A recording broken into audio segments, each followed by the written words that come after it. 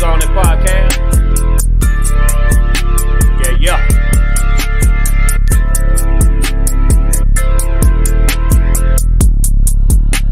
Oh yeah, we'll be live in a few. Oh yeah.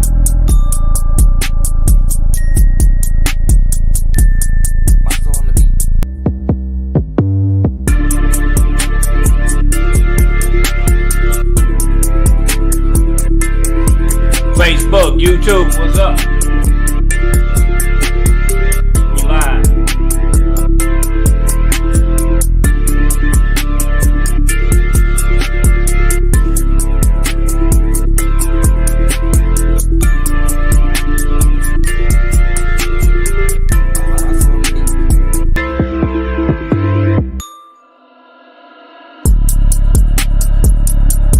Oh yeah.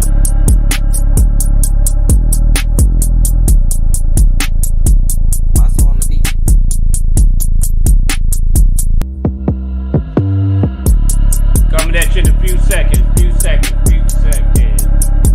Oh yeah. Live.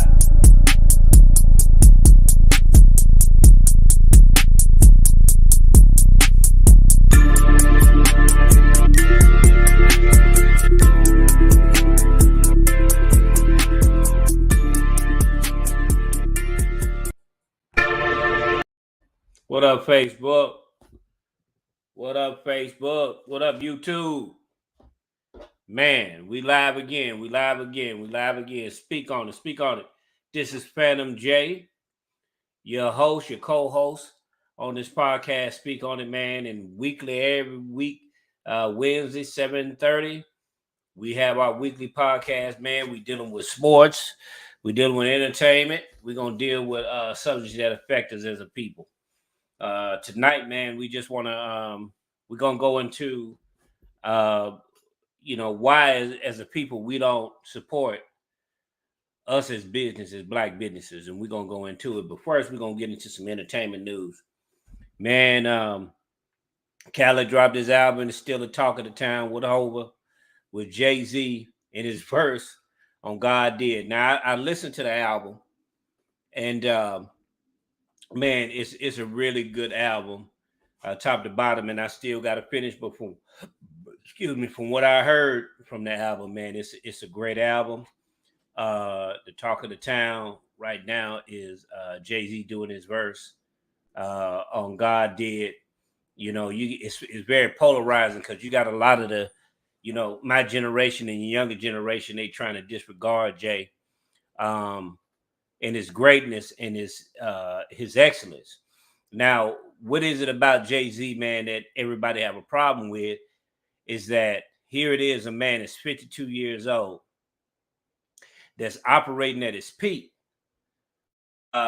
performance, and he's running with a younger artist.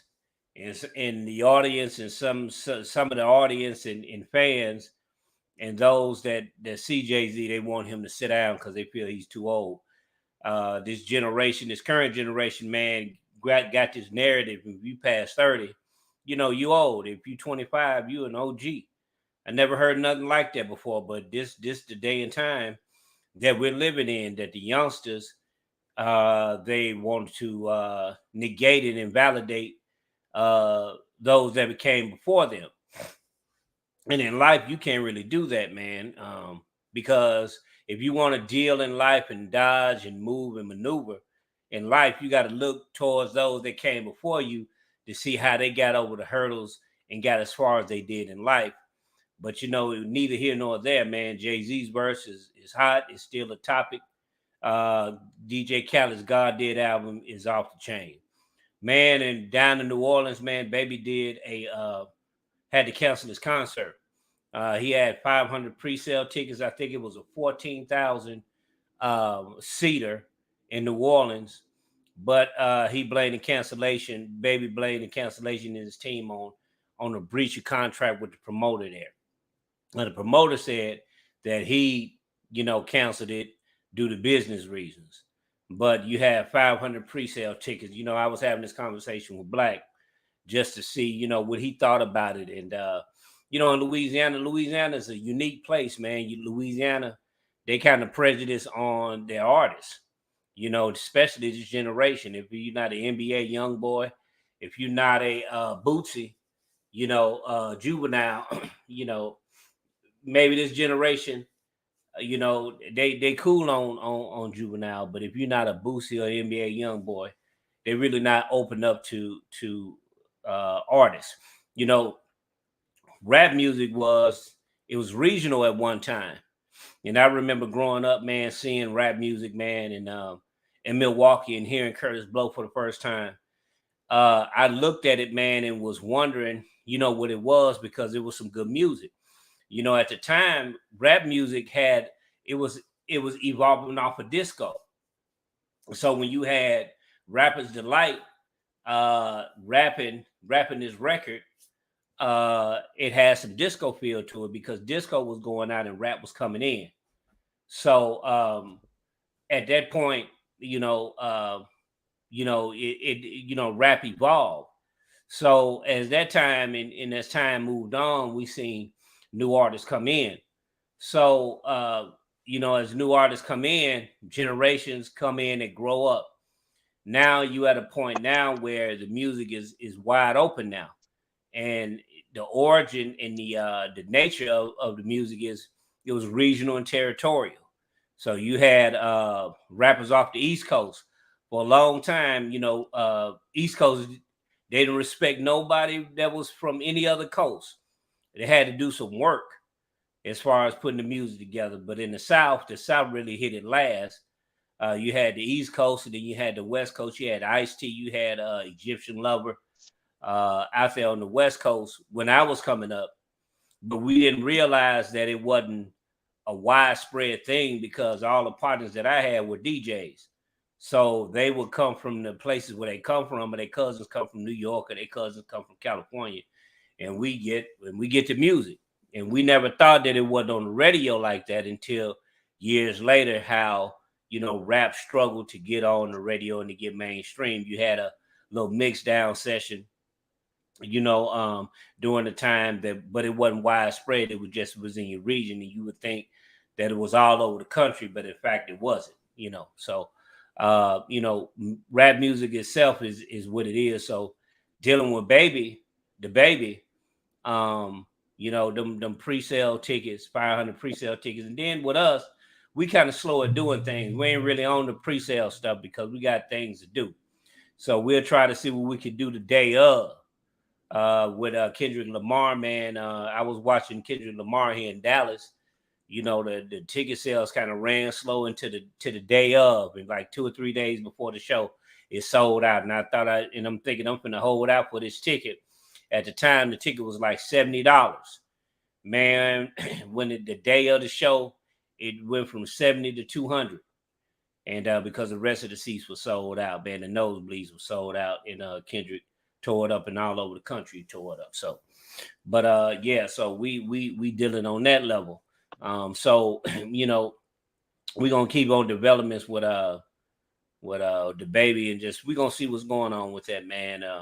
You know, that happens all the time. I know in Monroe, we kind of struggle to have, you know, rap artists because Monroe really don't want to be a town that was considered for rap music. You know, during the time we were coming up, you had Run DMC, you had Nucleus, you had different artists to come through, but it wasn't a major town for rap music. You know, you had a lot of blues, you have a lot of country, but it wasn't, you know, the really place for rap, you know, in that respect. So, you know, Monroe, Louisiana itself is a territorial type place when it comes to hip hop and the game. What's up, D Black?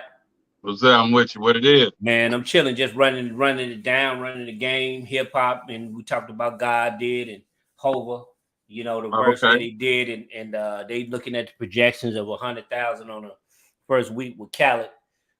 He's doing well as far as the album. I've heard the album, and at least the first six were pretty tight. I think lead single probably gonna be um, Cuervo and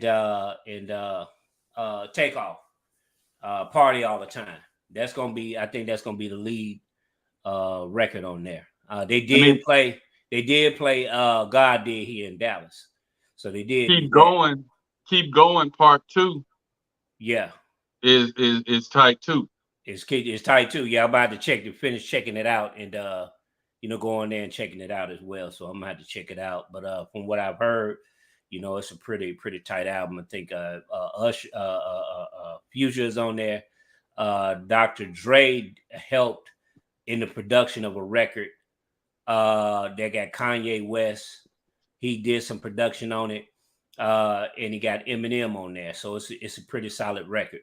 Yeah, I mean, he went back and got the old school heavy hitters, mixed them with the new rockers, right. And yeah, he put that. It's a classic hip hop album. Right. And right now, man, you got Dre. We seeing images of Dre and Diddy in the lab. So that's something that Diddy wanted to do, was work with Dr. Dre for years, and his dream was fulfilled with working with Dre. And he said Dre was helping him with his vocals. Putting records together, putting a whole song together and put some things together for his album. Of course, we know that Diddy signed a deal with Motown with the label Love Records. Of course, we know that, it's something that's major, and we're gonna see. They was dealing with hip hop or R&B. So the conversation was on Square in the Morning, Black, that R&B as it's known, as we knew it, is evolved and it's changed. Mike Muse said that one prominent artist that he knows had pressure put on him that write good, solid, classic R&B, and they pressed him to do trap R&B, like Bryson Tiller, do that type of music. I mean, because that's what's the times have evolved. The way you do that though, as an artist, and I try to tell the artists this that I deal with, the ones that be sending me tracks, wanting me to listen to them. Make your tracks, but hell, you got to make something that's relevant to what's going on today too. You get what I'm saying? So if that trap style R&B and trap music and the stutter stepping and the speed up and different rhythms going on in the rap today that's selling them records, you got to do that if you want to stay relevant. If you just doing it for the art, keep dropping what you drop. Drop that slow Texas slang, Louisiana slow, do that. But if you trying to be mentioned amongst the Moneybagg Joes, the Babies, the Lil Babies, the Migos, and different people like that, the young boys that's popping now, NBA Youngboy and all them, you're gonna have to make 1 or 2 tracks similar to what they got that's high on the chart. And I often wonder, what do those artists be listening to when they putting their records out, when they putting their singles out, when they posting all these videos that they paying my girl Memory. Shout out to my girl Memory. She's the one of the hottest, if not the hottest right now, that's filming the videos of the local 318s and beyond, Texas and all that. She doing her thing right now. And her thing is, if that's what they want to promote it. And but she tells a lot of them, your track need to be this and that and that, but if this is what you want, and she do it, and she got a lot of clients, and she promotes the hell out of them. She's tight. But the 318, I just feel like they trap in the 318. They refuse to flip that style of majority of them. And it's the same style we heard. Yeah, it's the same style we heard in the 90s. Right. You know what I'm saying? With a slight difference. Well, then if it's not that, they sound too much like NBA Youngboy. Right. You know what I'm saying? So, it's I don't know what it is. It's the time warp or something. Yeah, and the time warp, and you dealing with the 318, man, you dealing with in a vacuum. They not trying to really venture out. You dealing with the new generation, man. They really don't want the OGs to really tell them nothing. They want to try to venture out themselves. When I was speaking earlier, that's the life cycle. You got to go back to the OGs, really to know how they cope with life and how to get over certain things so they wouldn't make the same mistakes. That's what the OGs are for. They steer you in the right direction. But the young, they feel that, you don't have nothing physically. It ain't nothing you can tell me. When we were coming up, we didn't care what the OGs can be on the garbage can at the corner store. We always had something good to tell us to stay away from. I got we at didn't least, worry about what they didn't have. I got at least 75% of my game from old people, from the OGs. Right. You know what I'm saying? Right. And then that's how I was game tight. By 21, I was game tight because I started listening to the OGs at like 16. Right. By 21, by especially 25, I was gamed up. You understand me? I was ready for the world. I knew all the slang, slicker than a can of oil. Right. You know what I'm saying? I was on mine. You feel me? Right. But nah, they don't listen. They No, they don't listen. And different breed. Yeah, and then you dealing with the suicide rate. You're dealing with a lot of stuff, man, because they don't know how to cope with life. Yeah, they depressed over the little shit. It wasn't no such thing as depression. No, it wasn't. It wasn't none of that stuff. No, we was chilling. Yeah. Go hang with the gang, walk up the street, put some roller skates on. I mean, you just did your thing. It wasn't I'm depressed and we ready to kill ourselves. Ain't nothing going on. It's so boring. Man, it was none of that. How you 16, 21 years old, how about you bored?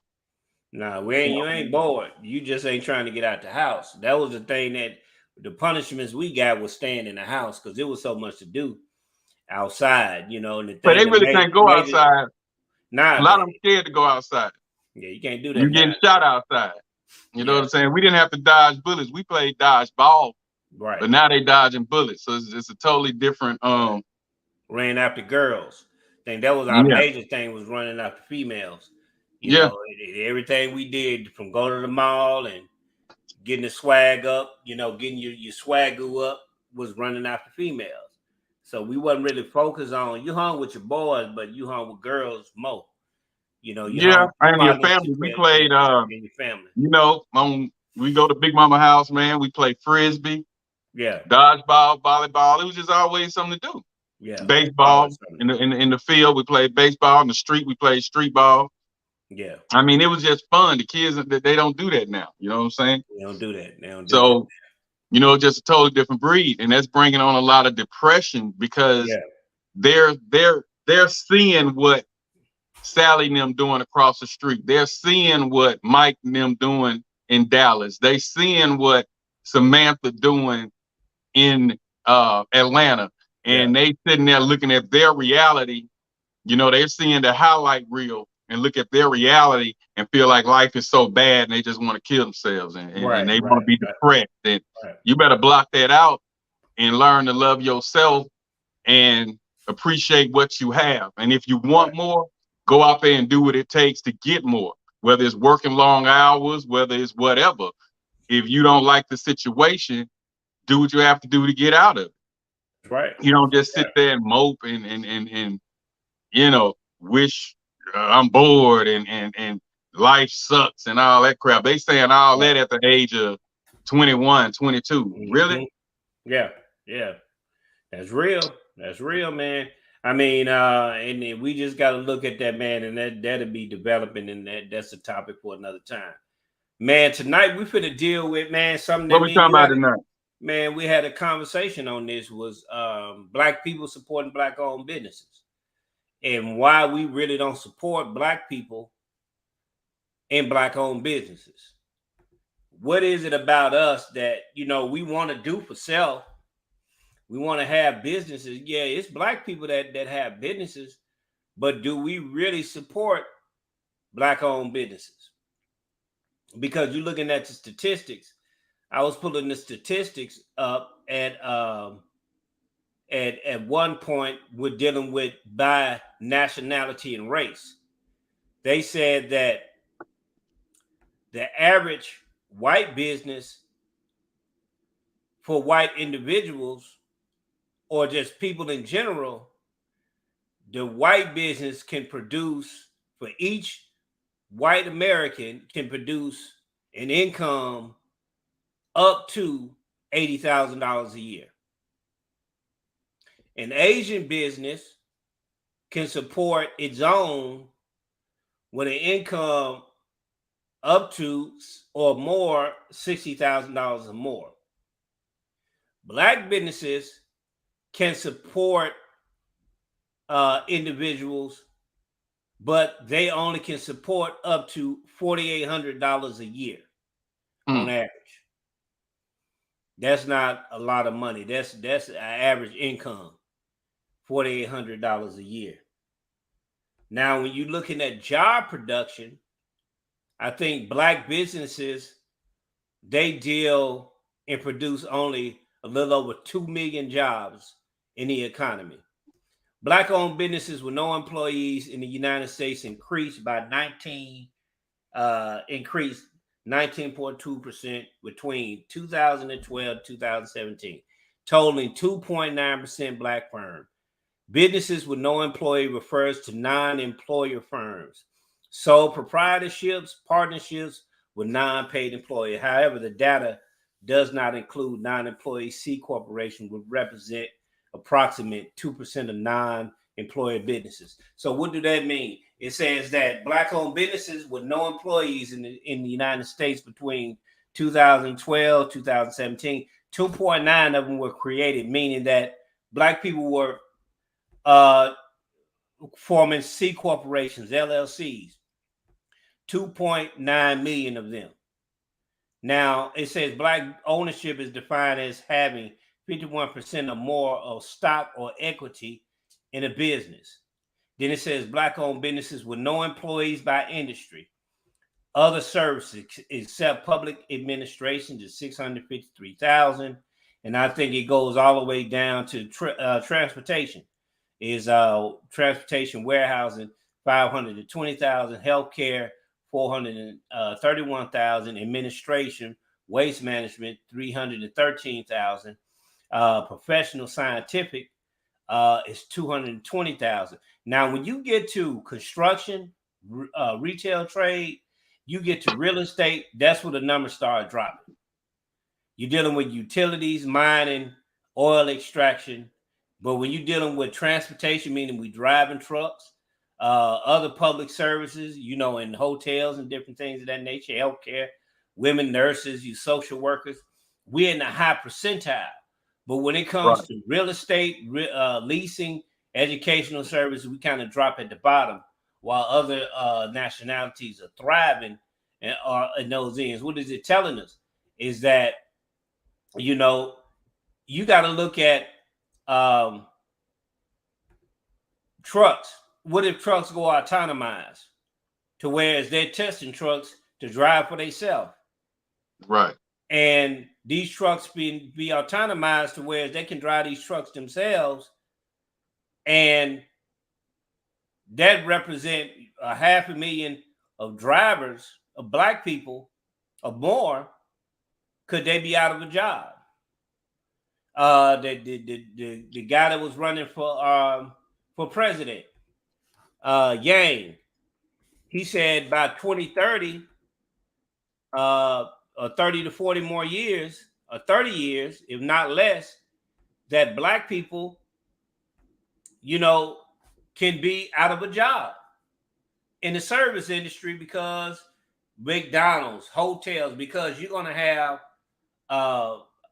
little machines that can make the hamburgers.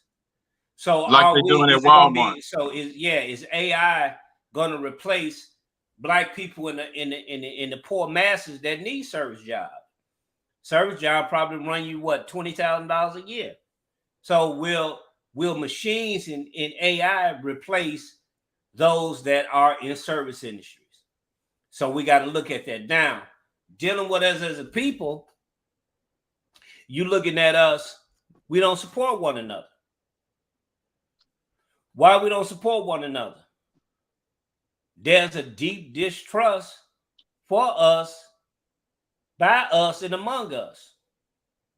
A lot of it has done with our condition as a people and our distrust and trusting one another. A lot of times we done went into business with each other and got burned. A lot of times you deal with the issue of Black businesses, they some good businesses, but they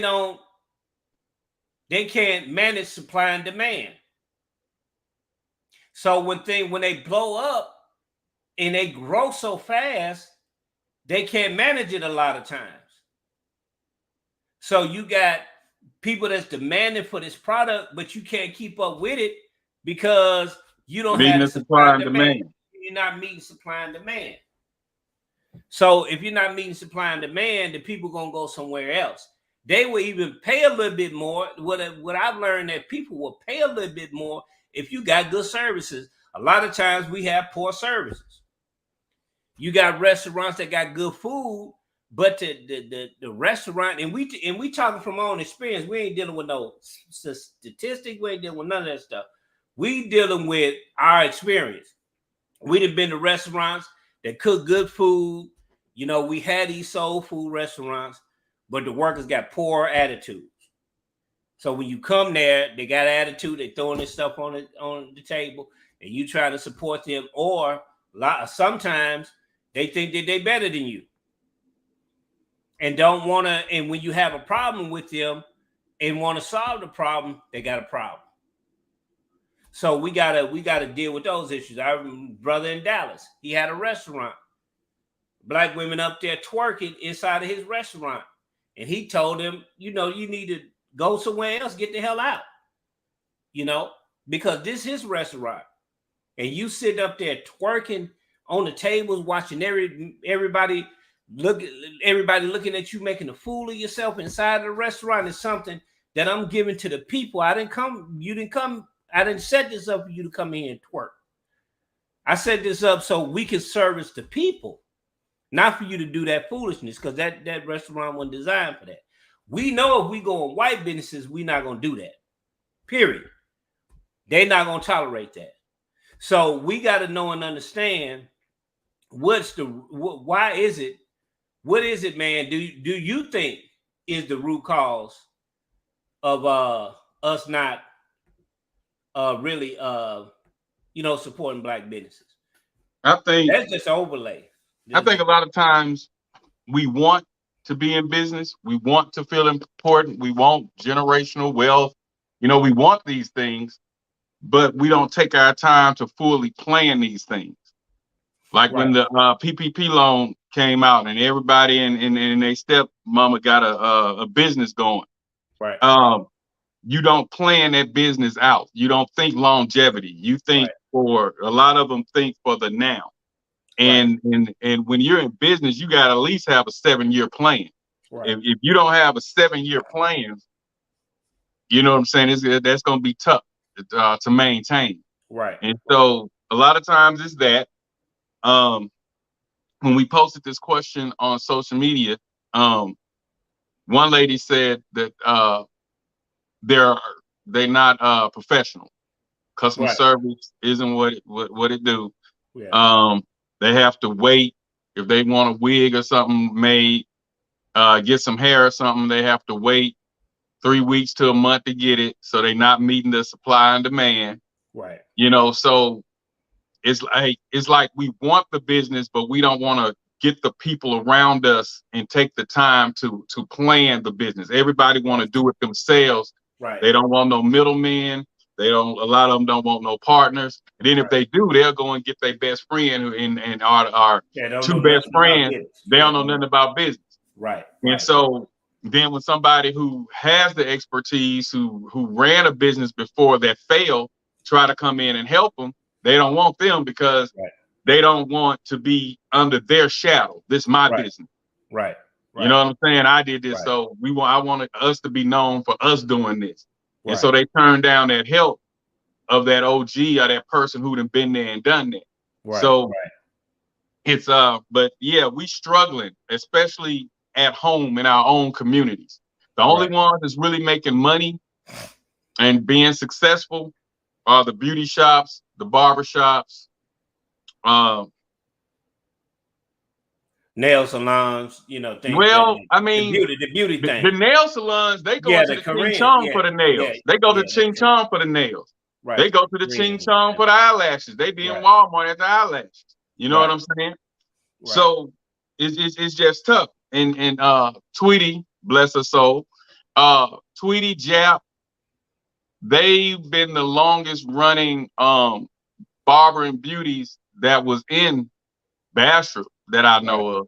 You know what I'm saying? And that's all they did.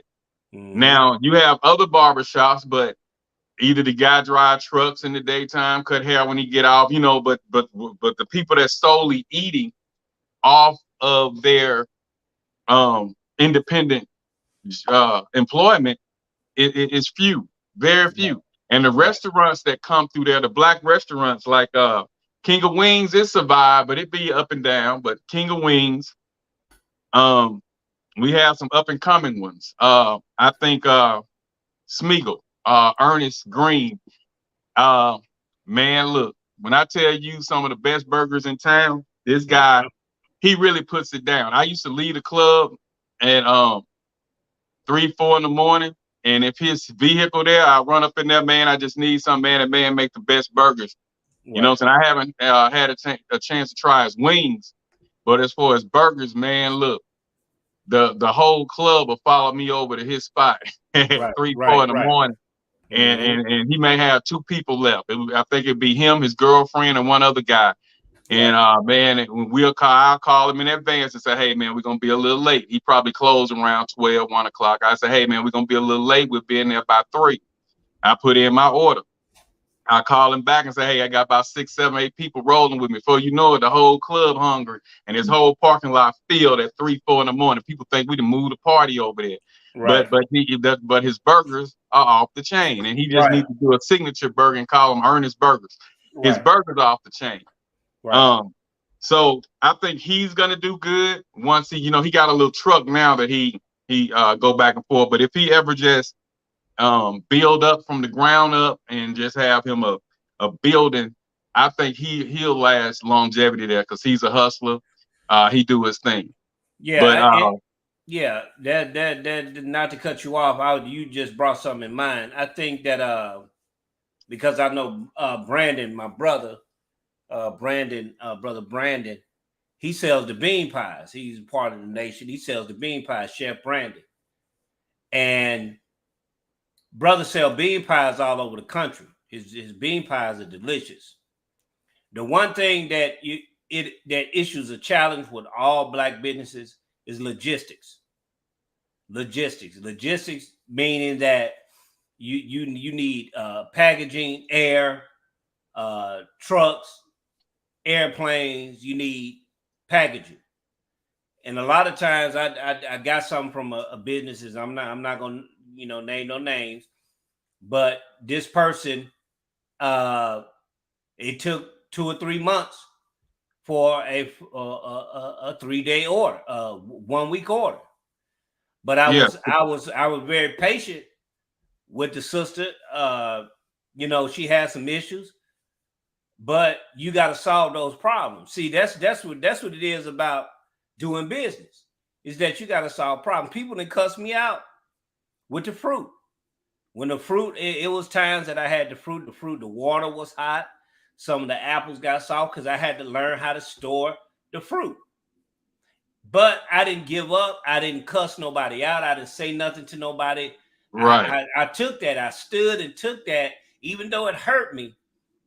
I stood and took it until I was able to master it. Well, do it for 20 plus years. When that's I didn't have the logistics. So when that's your dream, you tend to go that extra mile, just like Tasha Manyweather. Right. She had always said, and she's from Bastrop, she has always said she was going to be a beautician. And boy, I mean, she could sing. She started out being a singer, hellified singer.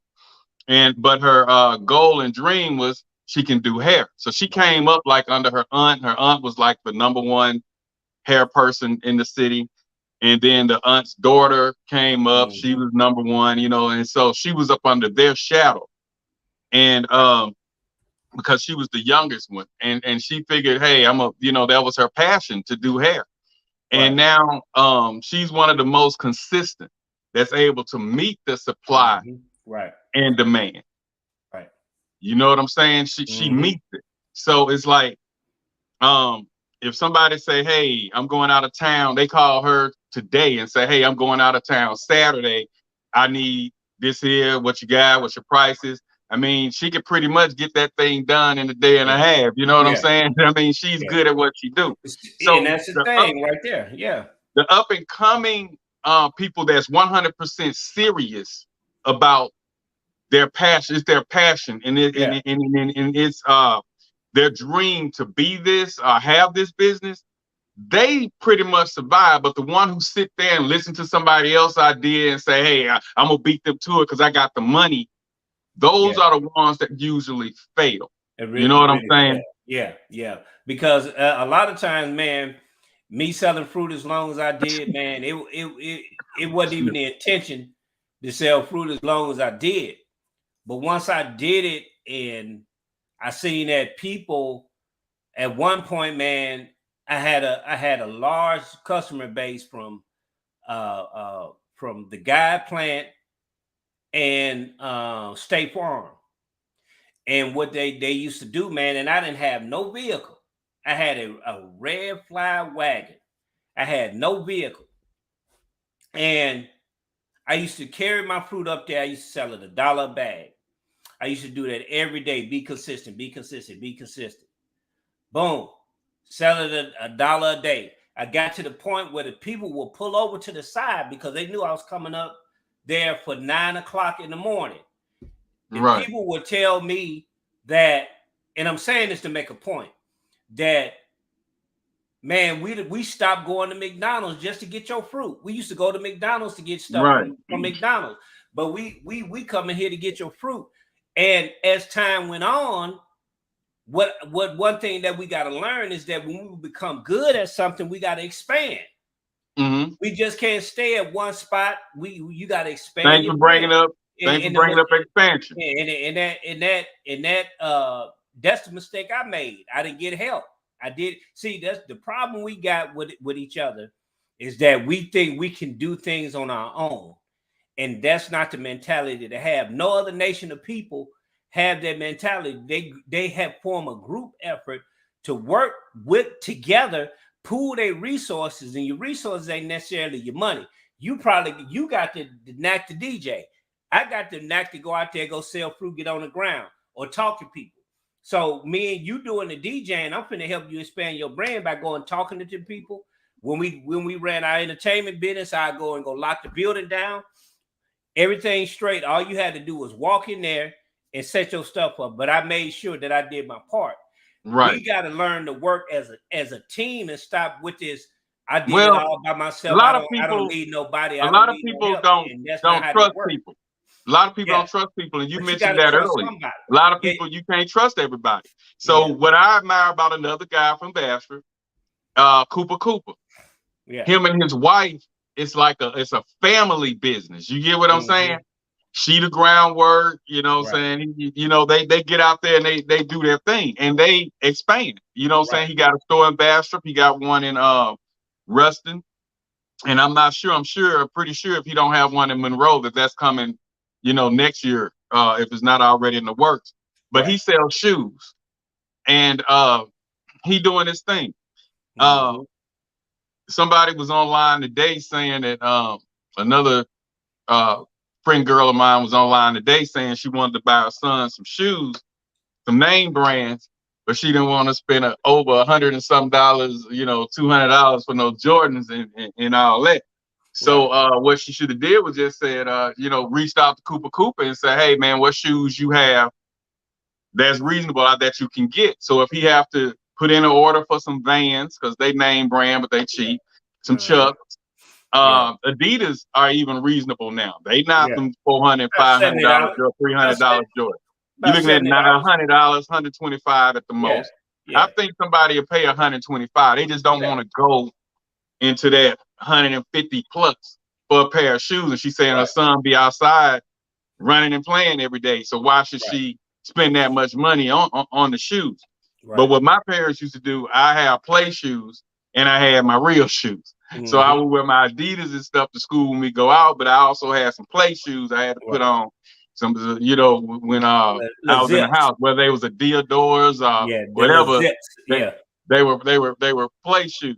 Yeah, So you yeah, probably yeah, have to do them like that. But when he goes yeah, somewhere, he throw the J's on, or he throw the Adidas on. You need to have, at least 2-3 good pair of shoes.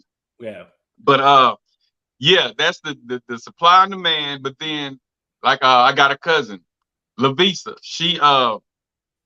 Lavisa sell clothes.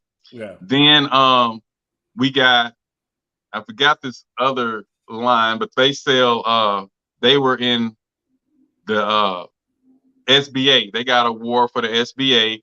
They sell plus size clothes. Right. So the clothing business, if the people support it, those people can eat on Right. their own. Right. They can eat because the people I'm naming are meeting the supply and demand. The Tasha, the Cooper Cooper, the plus size. I hate I can't remember that name. They're meeting the supply and demand. So those businesses will last. Ernest, he's meeting that. Right. And I've seen independent businesses back in the day by Black people last until they die. You get what I'm saying? Right. But today, with so much hate, so much envy, so much, I could do this myself. I could do it better than you. My cousin can cook too. My sister do hair too. So why should we go to you? That's what you're running into now. I even heard people say, she driving a Lexus, or she driving a Yukon, a brand new Yukon. I ain't gonna go to her and help her pay that truck note. It's just so much hatred out here now amongst the 30s and under. They just so full of hatred. You know what I'm saying? So it's like that's a large reason why in the Black community they're not able to eat off their business and expand, and they usually shut down in 4 to 5 years if they go past 3 years. Right. You know what I'm saying? It's like they just don't support, because I've seen several restaurants come in Bastrop with a boom. You know what I'm saying? And while they're there, the first maybe 3 years, I'm gonna say the first 3 months, not years, 3 to 5 months, you can't get in there. Then after that, third or fourth month, the business starts slowing up. They start going back to McDonald's. They start going back to Burger King for a burger now. They drive all the way to Wingstop to get some wings. Yeah. When this guy got good wings. It was a gourmet burger shop down there. Great idea. Great idea. I'm talking about it in the city. It'll work. Lady came down from Detroit, tried to bring something like a Starbucks with the Wi-Fi, and you get your bagels, you get your coffee and all that. That was too fancy for that city. Right. You know what I'm saying? So you talking about Bastrop? Yeah. Oh, that was too fancy. Okay. Right. Somebody like you would love to do that before you go to work. You go in there, you chill, you get your coffee, you catch up, you look at your phone, listen to the news, and then you go off to work. Right. That was too much like right down there. Nice little spot. And and it was cool, clean. It didn't last. Right. It's just like the people in that city just don't support. And then when the lady went on there asking about some discounted shoes, somebody put on there, go online. Right. If I don't do nothing else, I'm gonna say, hey, go talk to Cooper and see could he cut your deal. Go talk to Cooper to see could he order you something. I'm not gonna just send them online. I'm gonna at least promote that brother that I know in the city. Even though we hear his Jordans 200 and this, his Jordan 300 that, they don't get Jordans. Right. Everybody can't drive no Porsche. Everybody can't drive no Lexus, but he has brand new nice shoes up in there. Right. So they tell her, go online and get you some Vans. Why can't she say, hey, Cooper, can you get some Vans for me? Right. And he got the connection to the shoes, so why can't he get Vans? He get Yeezys and everything else. So I'm sure getting some Vans is a hop in the driver. He'll probably say, hey, I tell you what, I'll get you them on the strength, because ain't nobody never asked me for no Vans. Right. You get what I'm saying? Yeah. But we so self-centered and into ourselves. Go online. Yeah. You know what I'm saying? Yeah. She bypassed Foot Locker. I'm glad I didn't see the Foot Locker on there, but Yeah. that's just how much the hate is in the black community. Right. You know what I'm saying? And she should have inboxed her that, girl, I'll go online. You don't say that because Cooper cool with both of them. Right. You know what I'm saying? Yeah. And so it's like, that's what I would do. I'll say, hey man, I want these J's. Yeah. But I got $200. I don't want to spend. I can't spend that $350. You know what I'm saying? And he might say, hey man, these are just like them. This is the newest version of the Jordans. I got some that favor them that look, just like them, but they the sixes. You want the 8 to go to 6. I can let these 6s go for $200, but I got to get my my $280 for these, and I'll respect that. Yeah. But before I go and say, hey man, go online, that's that's just crazy. That's crazy. See, and I would say my cousin say we need diversity of business and skill sets in the black community. Example. I want to know the example. What's the example? I know that we have hair. We cut hair. The majority thing that we do is cut hair. Oh, cut hair. Yeah, beauty salon. Clothes. So we do that. But as far as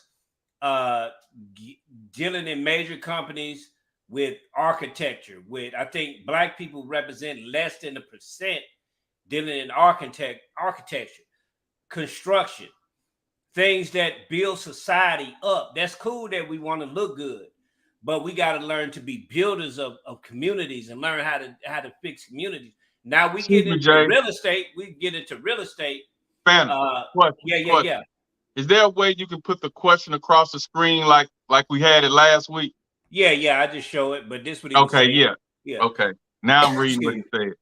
Yeah. So, but yeah, we have to grow in that diversity, because I know here in Dallas, you see a lot of black people thriving, not just in hair. They got the trucking business on lock.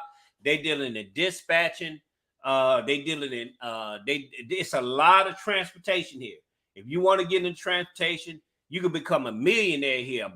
Black people are millionaires here in the transportation. They got their truck lines. They dealing with logistics. And I think a lot of times that's what we need is logistics, is knowing how to drive and how to do these things. Let's see. It was just like he said, you were saying black, most of us have the same businesses. Oh, okay. Yeah. And then we and they hate on each other. Yeah, just like my cousin, just like LaVista, is in battle with a couple of other females down there that's trying to sell they're trying to do the boutique thing. It's like, and it's competition, and they buy by popularity. Yeah. But with that competition going back and forth, somebody gonna lose out. Somebody gonna quit. But the thing is, it's competition everywhere. You got Burger King, you got McDonald's, Burger King across the street. You got Kentucky Fried Chicken, you got Popeyes across the street. We can't be afraid of competition. When you in a market where there's competition, that shows the index of how you gonna market your product, how you gonna make it unique. What is the reason why they gonna come to you and buy a $2 sandwich when they could go to McDonald's and get a $1 sandwich? What type of experience? See, we got to understand experience. What type of experience you going to give to the people that they going to spend with you? I'm going to tell you this. I had some brothers come out there. I'm selling fruit. They selling fruit. Come out there. They will sell the fruit for $1. I'm selling it for $3. But I sold out. They were still selling it for $1, struggling with selling it for $1 a bag. Why is that? Because the experience that I have, the people that know me know if there's something wrong with that bag, I'm gonna take care of you. I'm gonna give you an extra bag. I'm gonna go the extra mile because I know about taking care of people and having the experience. People coming in, businesses deal and they invest in experiences. When you come inside of a business, man, I done seen employers will fire you if you don't do the line of protocol in that business, because they want the people with the experience and have the experience of coming in there.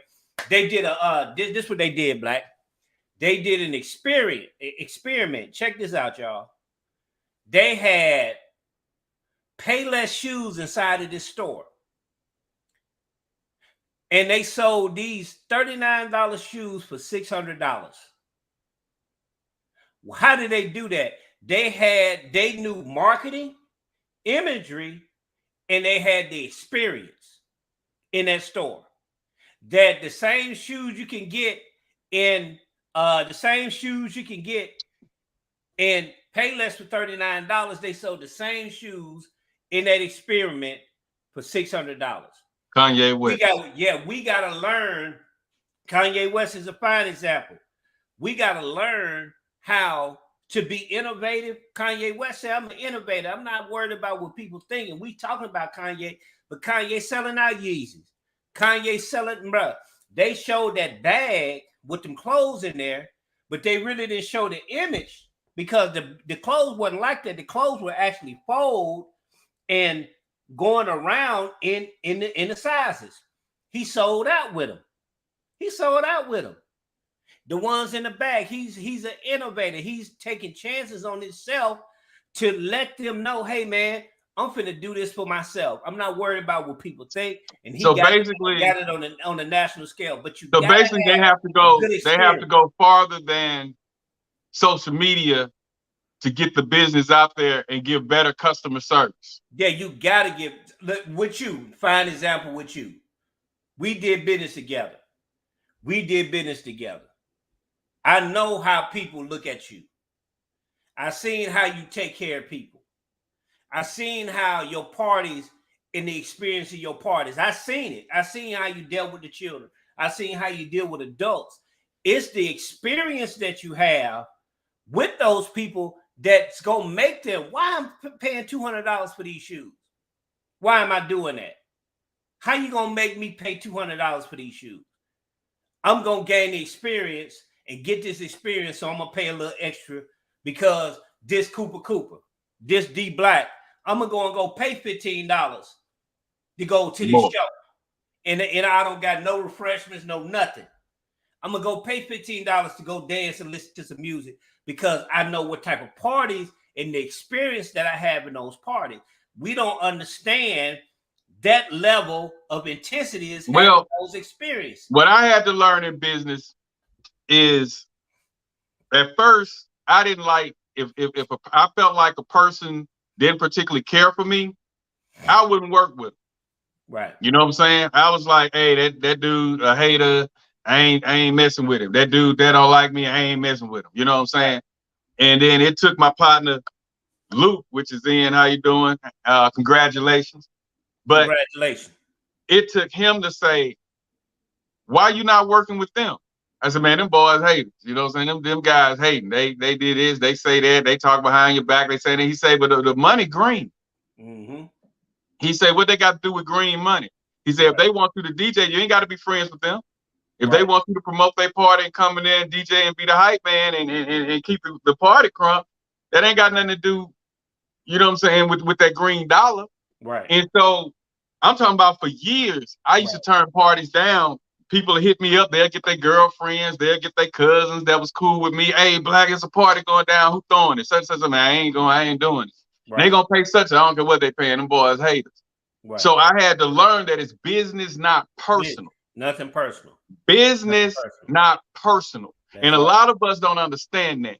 I know brothers today that'll miss out on getting an extra 150 to 200 more people at a party because they got their feelings in the way. Right. Me personally, I don't deal with you, but if you got a following, I know you good. I'm gonna book you to do my thing. Right. I'm gonna count that cheddar, and at the end of the night, I'm gonna pay you, and I'm gonna say appreciate it, and that's it. I ain't gotta say nothing else to you. But we made this money. Right. You know what I'm saying? I got my 1,000 people, and I got your 1,000 people, and we had 2,000 people in there in that building, and we made some money.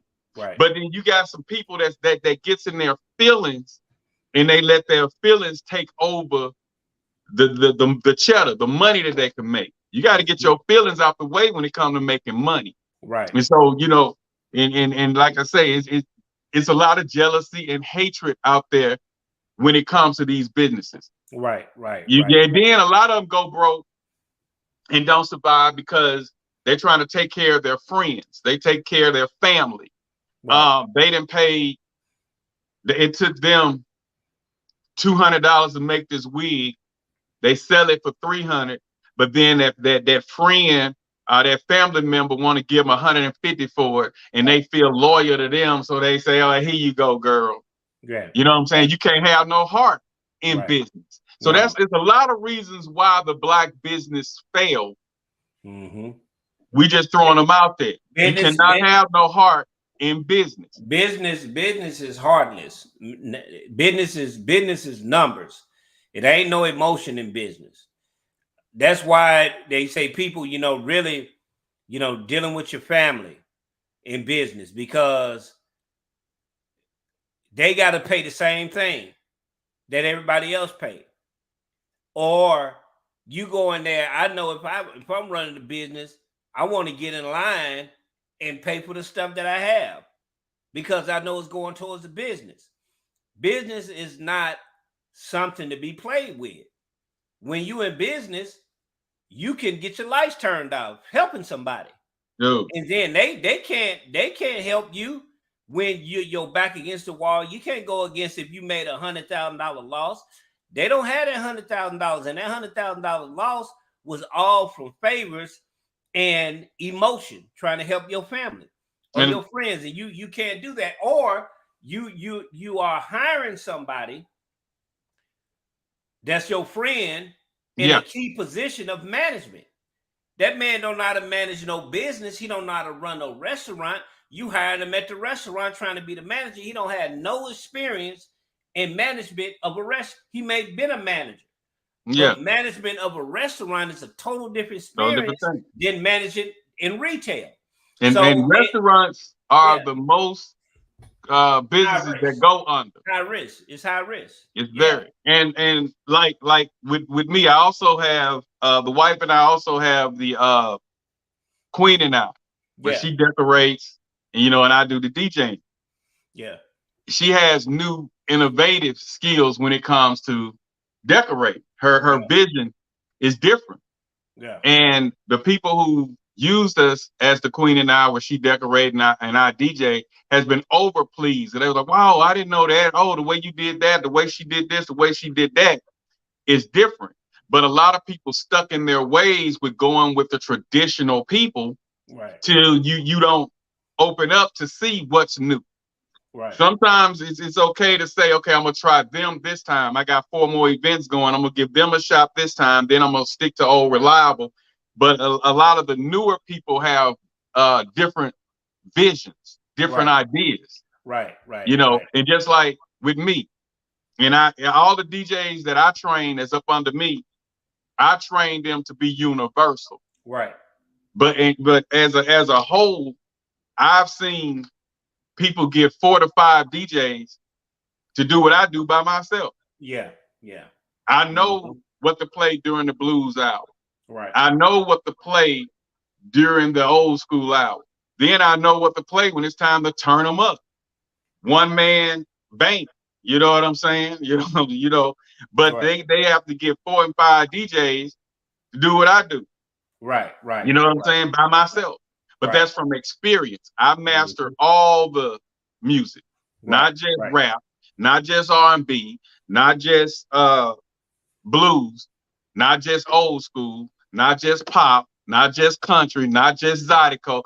I master it all. My life has been music since I was 7 years old. Yeah, DJing my first gig by myself at 16. Yeah. So like you said, it's experience. Yeah. It's the experience. Yeah. And then the questions asked, he said, do you think that there's a thin line between business and morality? Of course it is. Of course it is. That's where the breakdown a lot of times in businesses and partnerships comes into play. Because it's business, but am I going to sell my soul for this extra 20 million? What do I have to do? What's attached to this 20 million? Yeah, we got a deal. We got this deal. Or they offer Black 20 million, but hey, we taking you and not, we ain't gonna take Jay. So now it's a decision to be made. Or And Jay, if that's put up in your face, if that put in your face in the people face today, and that's they're gonna take care of themselves. They're gonna take care of themselves, and now selfish society. So you looking at, man, I ain't gonna do that. I'm gonna stay loyal. But if $20 million in your face for you to do your show on your own, what I'll do gonna be something if you my real boy, I'm gonna take that 20 million, and then I'm gonna find a way to work you in my deal. Ain't no sense in both of us missing out on that goddamn deal. I'm loyal to you, goddamn. 20 million, I got things going on, and I know together we know how to flip 20 million. So I'm gonna take that money, and I'm just gonna bring you along. Whatever venture I get into, you know, if they give me the, you know, you'll be carrying my equipment, getting a portion of that check, getting a portion of that bag. But you got a lot of people, man, that don't think the same. You know, there's an argument with Hov and Dave with this business in Rockefeller. We don't know what exactly happened on the surface. They say it looked like Jay-Z, you know, bailed on them and did Rock Nation on the slick and built up Rock Nation. But I'm having a conversation with my coworker, and we were seeing that. I don't know if you saw it, Black, but I was seeing the split before our eyes when he was doing S. Doc Carter. Everybody, a lot of projects. Everybody who you walk down the street with not gonna go to the end of the road with you. No, it's not. And that's what people don't understand. It's not. Just because we walking down the street right now don't mean when I get to that stop sign you're gonna be with me. It's a long road. It's a long road. And it's gonna be ups and downs on that. And within that, jealousy may come in there. Jealousy and envy kills majority of the business ships amongst our people. Because I know some people at Bastrop that had a restaurant and everything together, and they kept bumping heads. It just didn't work.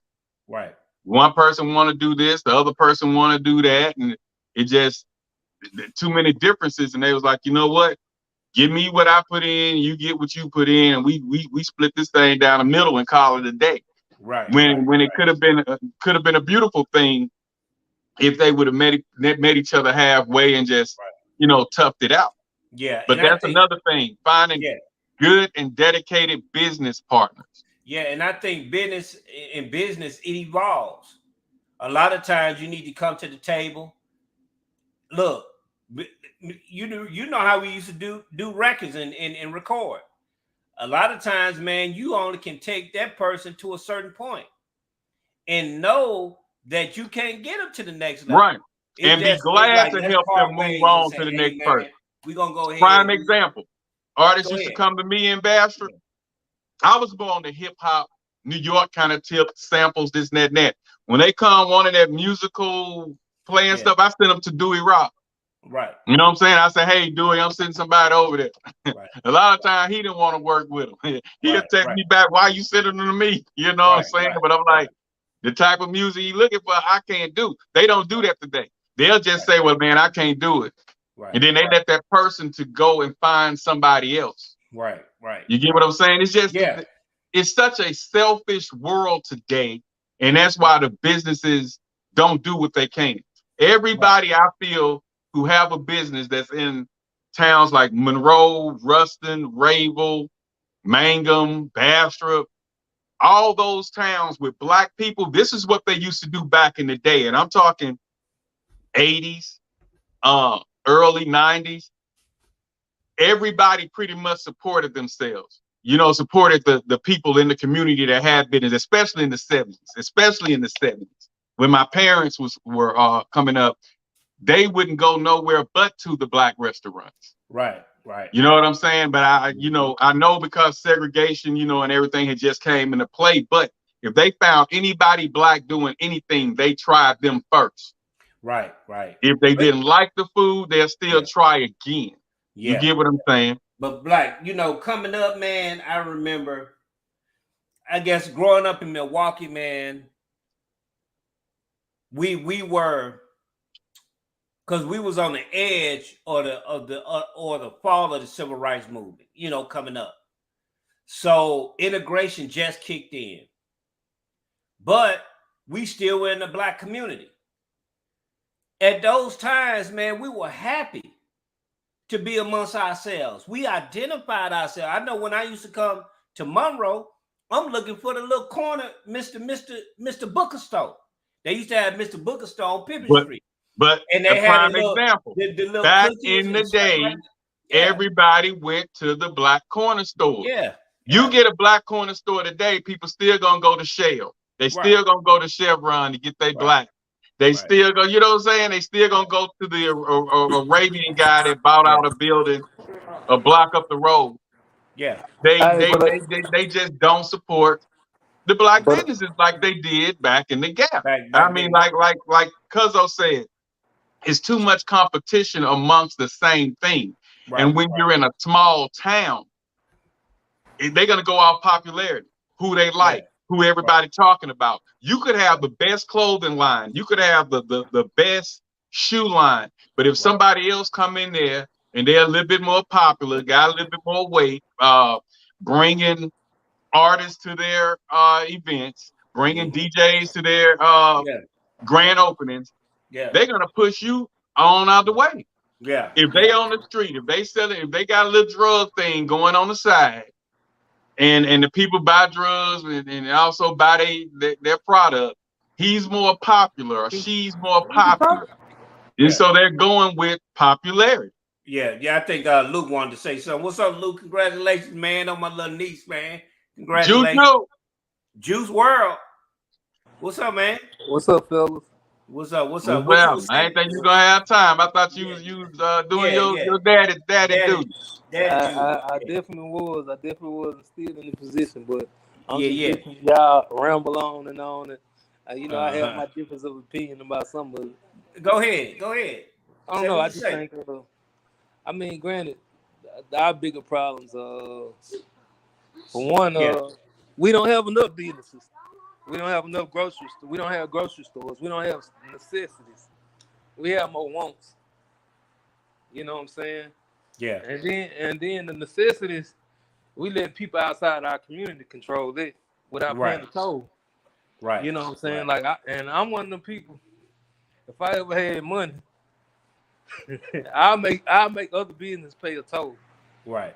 Like, you know what I'm saying? Like, it's almost like a drug dealer ain't gonna let nobody come in their neighborhood, they turfing, and make money there without paying some type of toll. But we don't do that.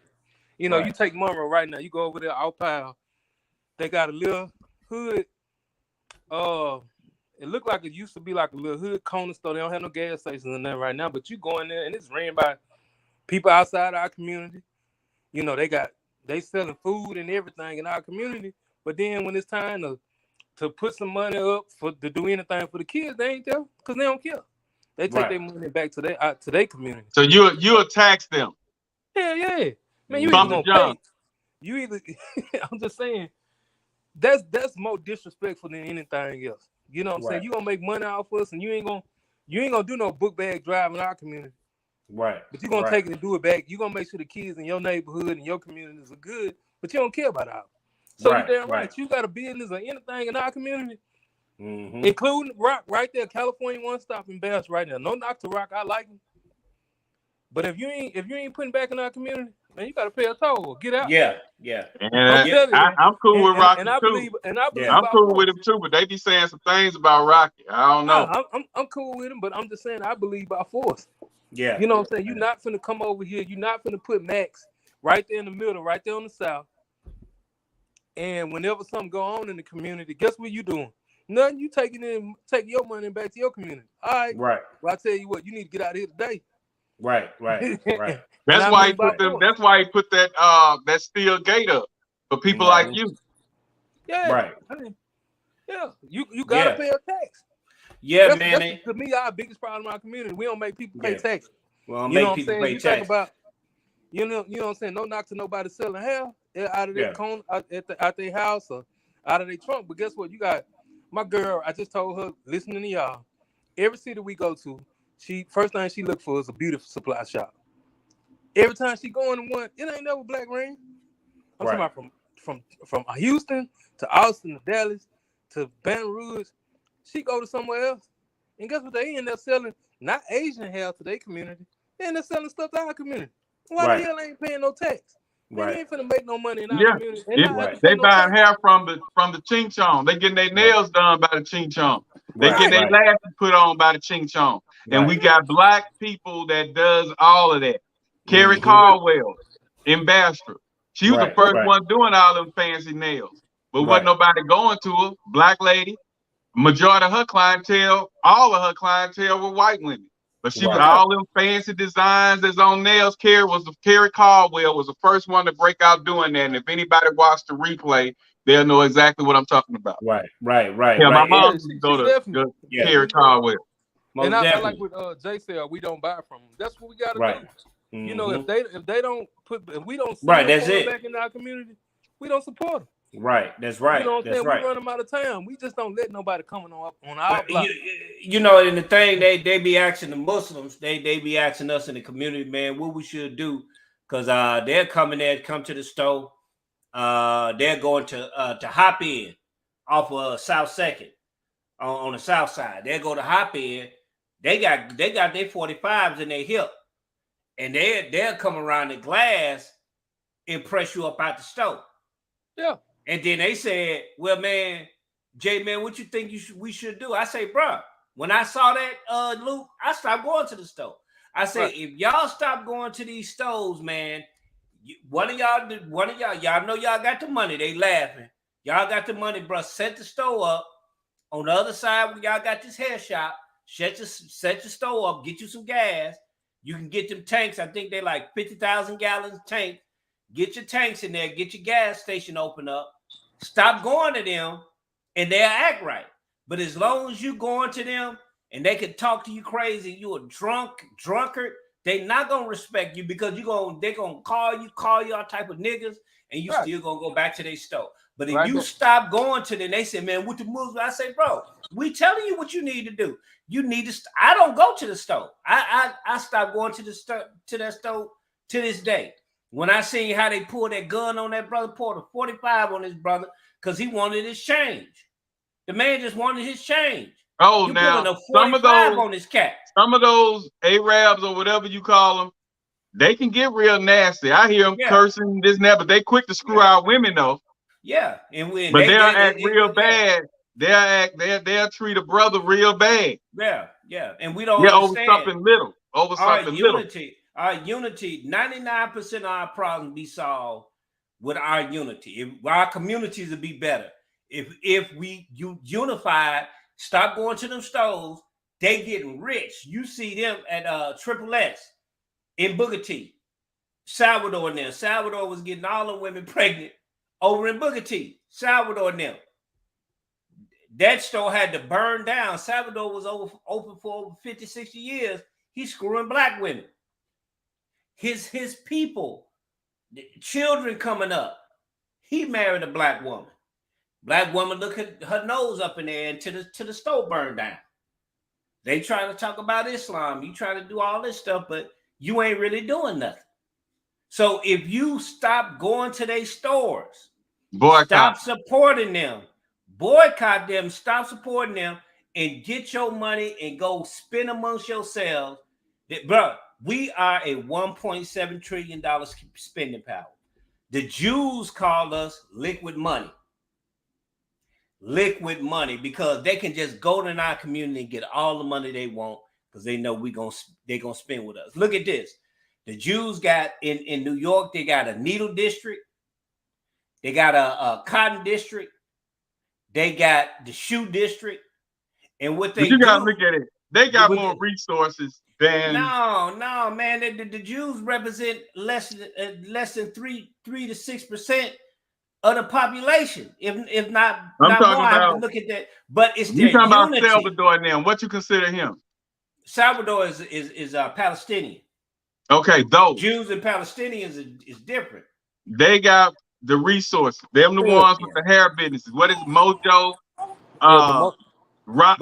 But Mike, most of them working together. They're working together. But most of them, when they come over here, they fronted $2 million to start their businesses. All you do is Start talk their to them. They'll tell you. Yeah, You know, they fronted that money. put back money in them for them to come over here and start a business. Start a business, and then Because they get going. they have everything and they get it on a discount. So Yeah. when we go, a lot of times I hear that a lot of our black businesses, their products are overpriced. Mm-hmm. You know what I'm saying? They overpriced. So if he gets the product for $100, he gonna sell it at the store $225 because he got to make that profit because he have to re-up and he got to make some money. Right. So the Pakistanians or whatever, I think somehow they get their stuff at a cheaper rate. Right. I don't know. Or with that $2 million they was fronted, they're able to cut you better deals. Whereas the same hair that's at a black store that they charging $5 for 3 bundles, you can get at Pakistani thing $3 for 3 bundles. And they'll run a big sale on that for a week to get you in their store. And when you get in their store and you see all their products that they have and they're able to negotiate that price with you, you going up and hey man, this $10 a bag, man. Let me get it for $4. Okay, let me I can give you 4 of them for $4, but the other 2 you gotta pay the regular price. They're able to cut deals. But the black people can't cut those deals because they don't have the resources or the discounts that those people got or the capital to get. Now, let me say this. Go ahead. I see what you're saying, but I'm going to say this from firsthand knowledge and from what I saw. My partner sold clothes. My partner made partnerships with people. He made partnerships dealing with his shoes, his Air Force Ones. He made partnerships and he created friends in New York. Look at this, man. You can get products from overseas. If you buy the container, you get with the supplier direct that manufacture it, you can do the same thing. They offered him a deal to go over into China because what they do, we was talking to his partner. He's a vice president of buying for Foot Locker. He said, man, they go into Thailand. Thailand gonna manufacture the shoes. He said once they manufacture the shoes, they probably gonna make a pair of Air Force Ones for $5.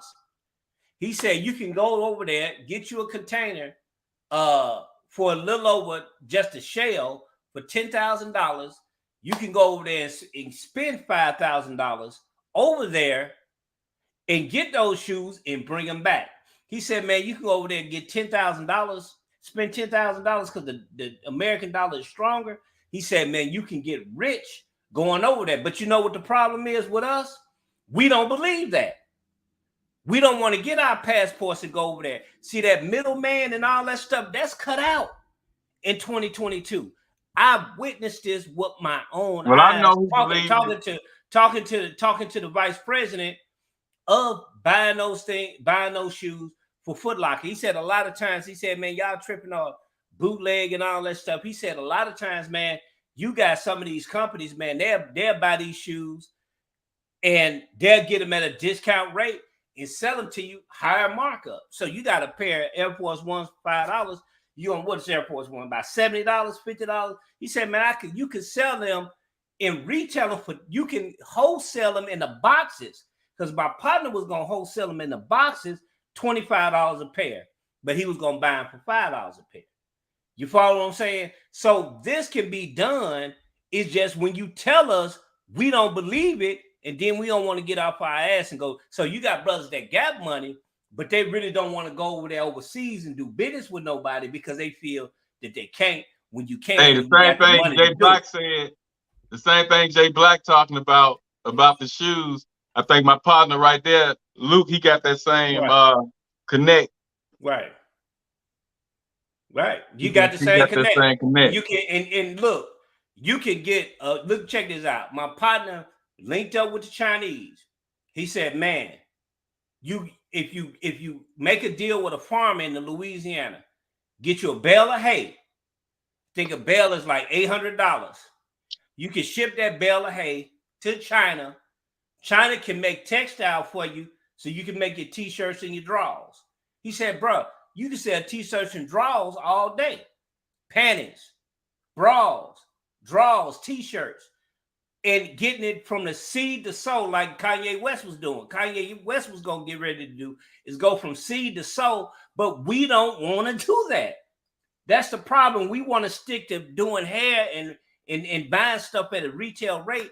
Bro, when they dealing and buying shoes for $5 a pair, sell it to you for $25, they done made $20 off the pair of shoes. You're going to turn around and sell them for $50, $60, $70, but he done made his money. It's just that simple. Alibaba, one of the biggest companies in the world. This man is a billionaire. The owner is a billionaire. Selling it, bro. You can buy water machines. You can buy printers. You can buy and it's a lot of it is good products. Because I was going to ask you, do they work? Yeah, they work. A lot of them is good products. A lot of them is good products. I done bought stuff from Alibaba. I done bought phones. You can get your t-shirts pressed with your brand on them. A brother was talking to me. Africa offer you to come over into Ghana. They got baskets, woven baskets, all types of art that you can bring back to the States and sell them for retail. All you got to do is go for wholesale. But the problem we don't see that the Palestinians do, they go overseas, do business overseas, make that connect, and have that connect ship back on containers. You run down to New Orleans and New York, you pull that on your truck and bring it back to where you at. And drop the. I don't know if you've seen that in Mad Flavor with I think the container in the back of the stove. You can get your t-shirts, them heavyweight t-shirts. They be selling for $10. Man, I go in and say them damn things, bro. The hats $1. I go in there and talk them down. I get some hats for $5 to $7. The hats. Everybody else pay 10 for them hats gonna be 50 cents. The hats will be 50 cents. The shirt's gonna run you about $2. You can run and sell them things for $10, $15, $25, and they're going to buy them like crazy because the markup is there, bro. You can buy furniture from over there. It's so much that you can do, just like what Luke said. That's how you shut them down. But we got to learn to trust one another, man.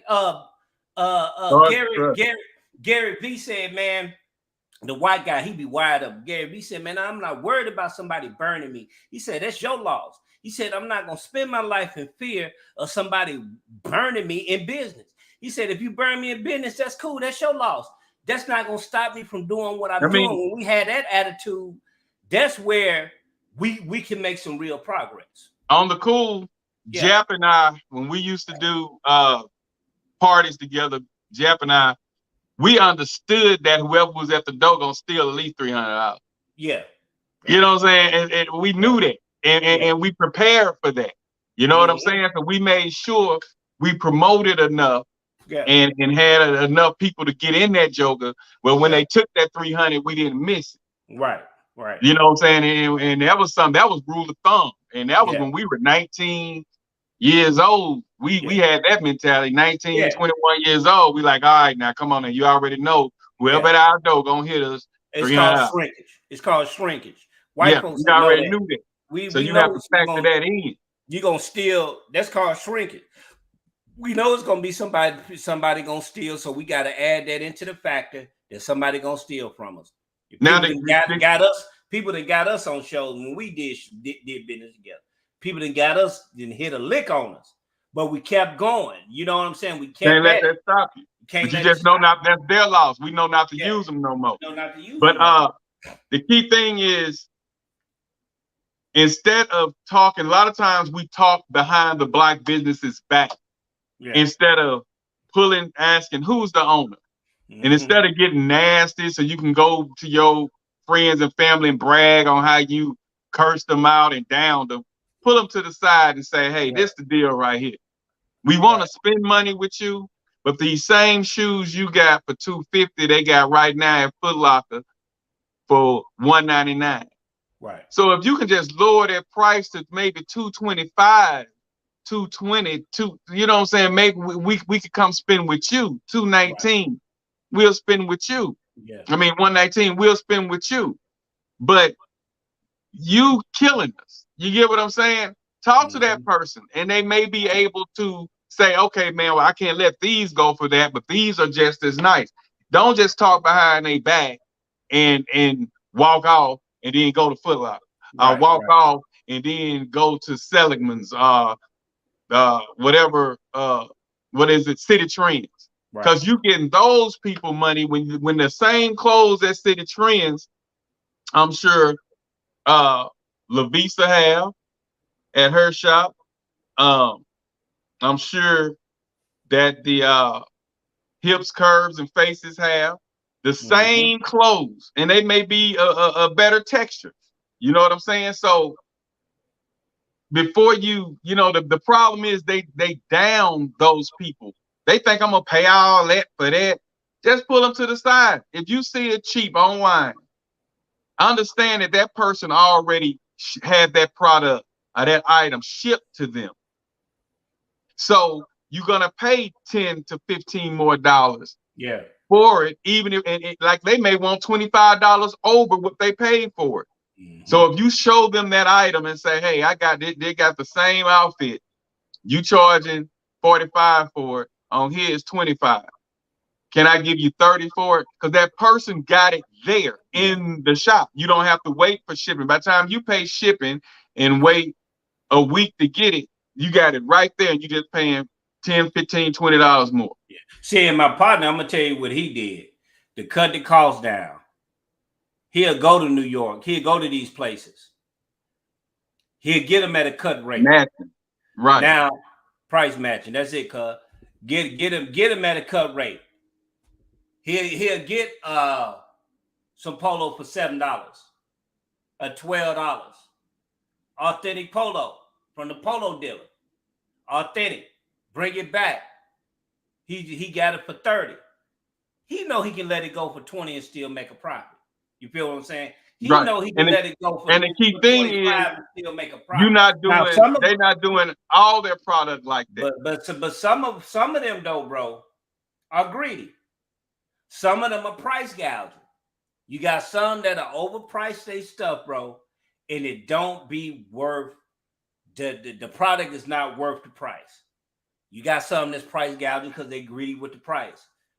The reason why he was able to net at least $20,000, $30,000 a month, he worked with the people. The people come in there, $100, bro. They finna get some pants, shirt, belt, and socks and some shoes for $100 because he had the markup inside of his clothes, and the clothes was good, and it was A market clothes. You got an A market, B market, C market, D market. A market is New York. B market is the West Coast. You got C and B markets. You got these markets down here in Louisiana. I think Atlanta reached down to the A market as well. So you got clothes that they don't sell down here. So he'll bring stuff that they don't sell down here back to Monroe. He'll sell out. You got pants with the polo print. They didn't have that. It took them years for them to get that. Right now, he was doing that. So you got to understand how to go about it at a different way and say, okay, I'm gonna go ahead, and he'll drive up there. He'll take 2 or 3 days, drive up to New York, get his clothes. I'm strong to do that. I'm strong to do that. Yeah, and he said, man, it got to a point where cats starting to rob him. So this is the point where we get him. Cats starting to rob him. He said, man, he'll lock his stuff up. He said that the cats will go from the other suite. They drilled a hole through the wall to go get his clothes and stole his clothes. So now this is what he was doing.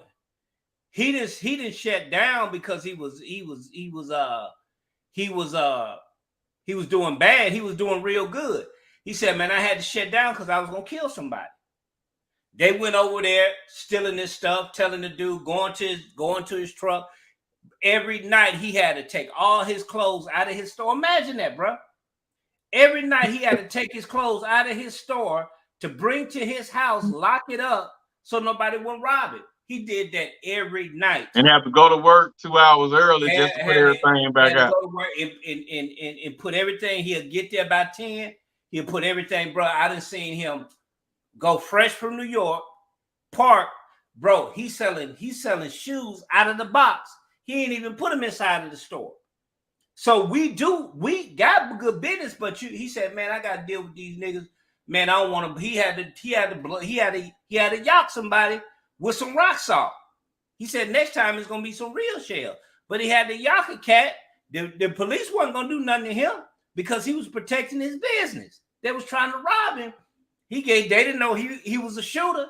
He shot at him, hit him with the rock salt, and say, brother, next time it's gonna be some real shell.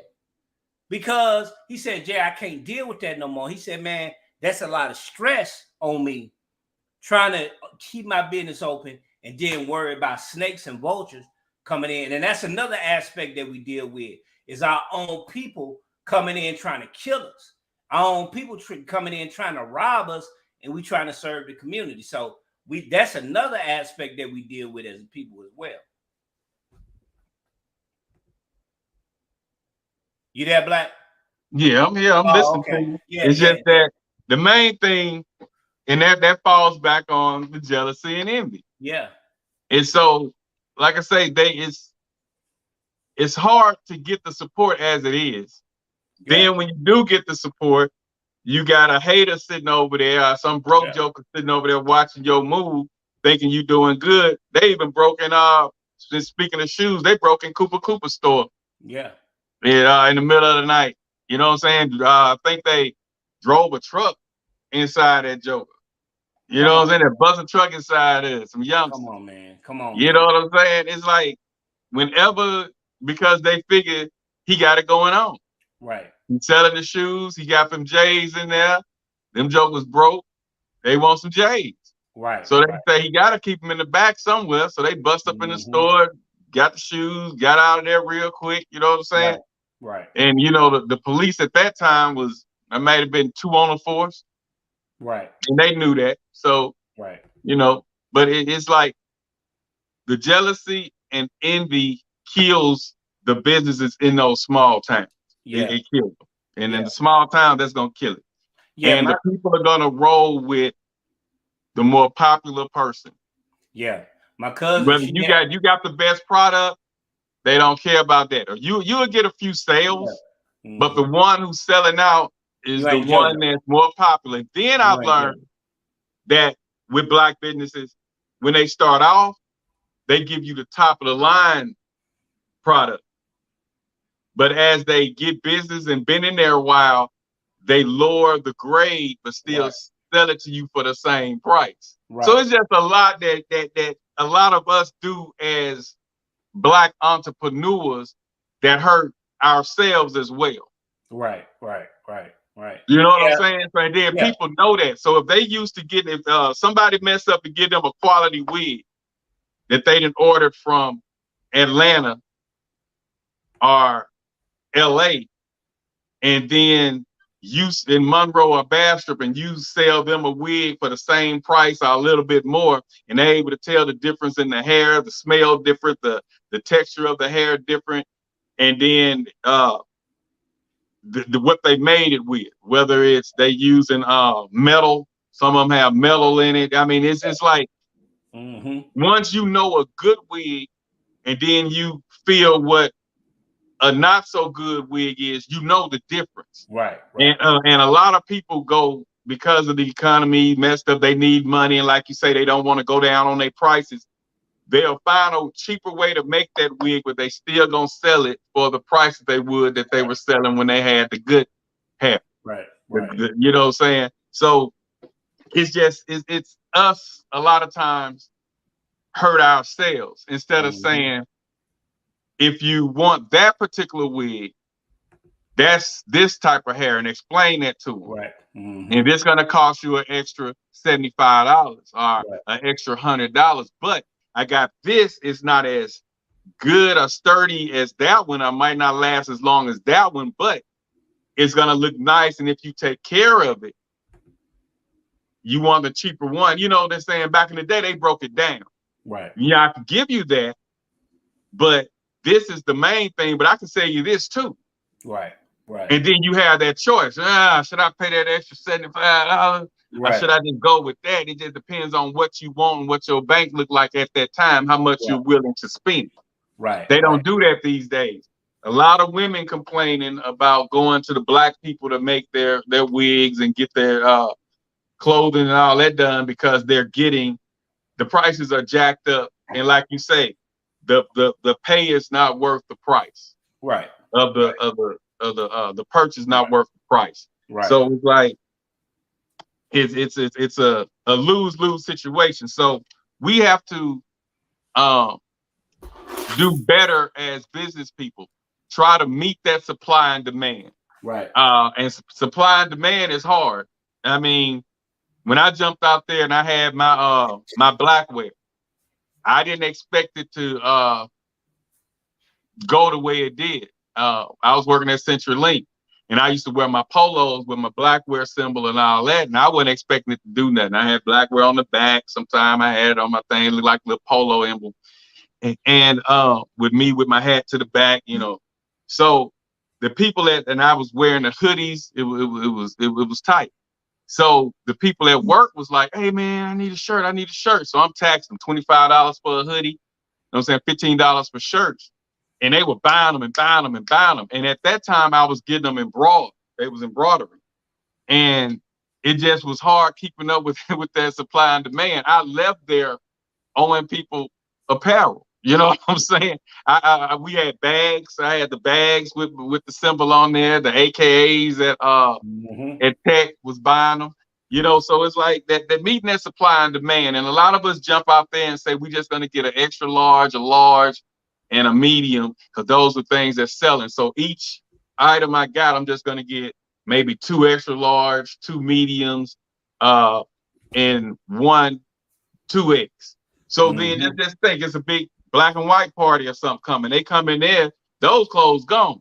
Yeah. So then when you say, well, hey, I need this by next week, you can't get it. So, you know, it's tough. You know what I'm saying? It's tough. If you don't have the capital, it's gonna be hell on you. You gotta have that capital. So don't jump out there in that water trying to be this business person if you don't have your money, that capital, your promotion, a whole lot of that comes with that. Yeah. And you gotta have the help, man. You really gotta have a help. You really gotta have a team.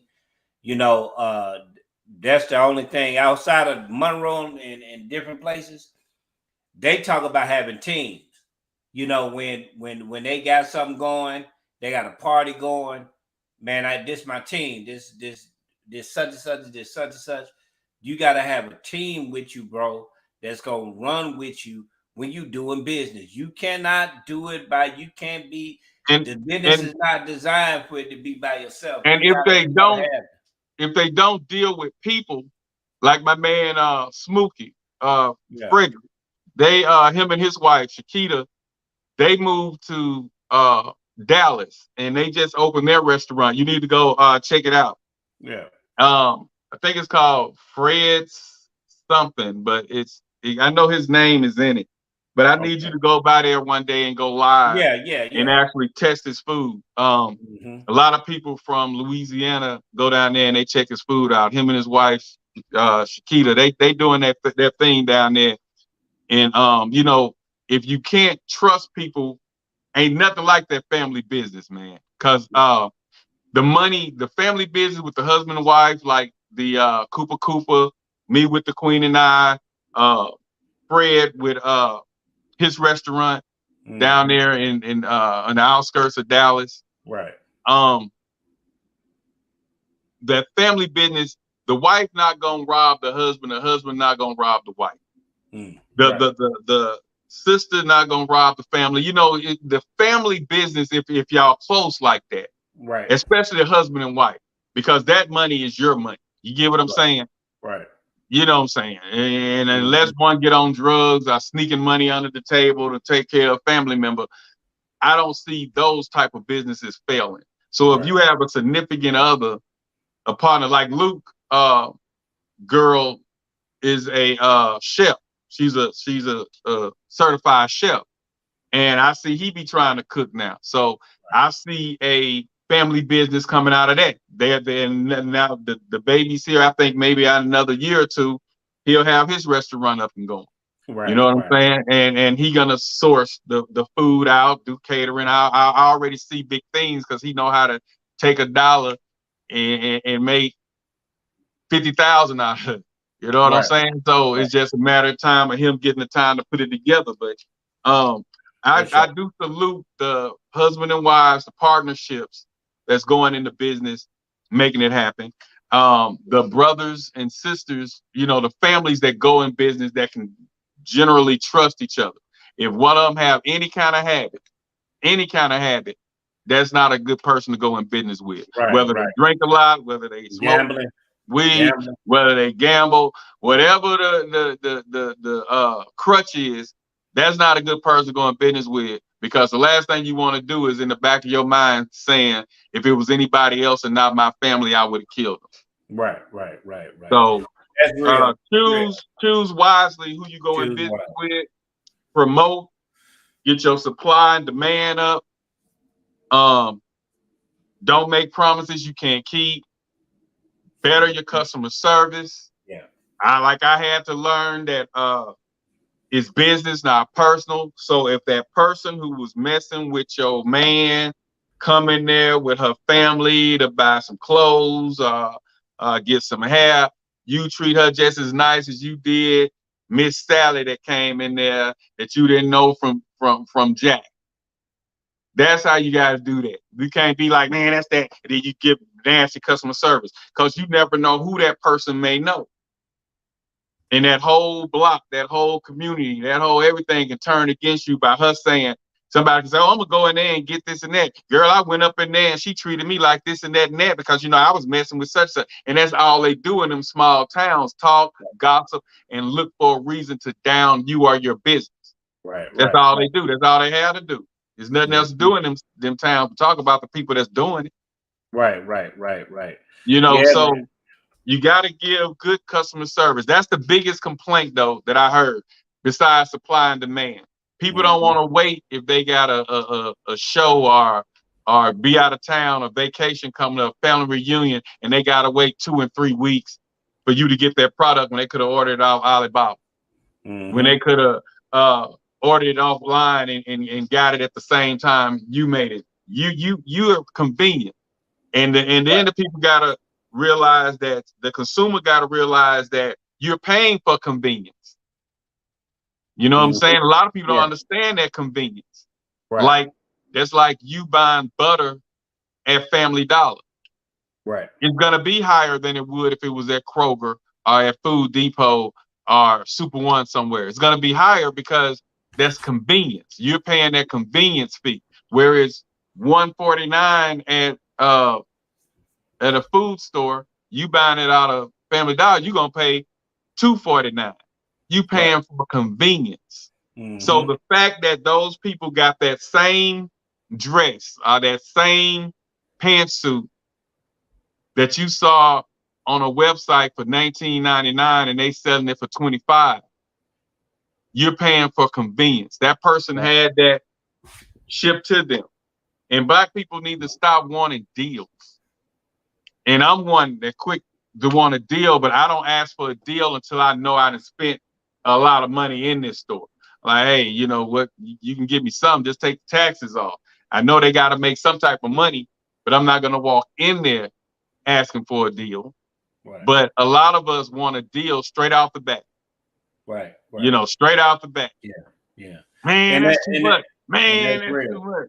That's real. Now, if you can show where you can go and get it $15, $20 cheaper, and they meet you halfway, because that's how I do the people at Mad Flavor.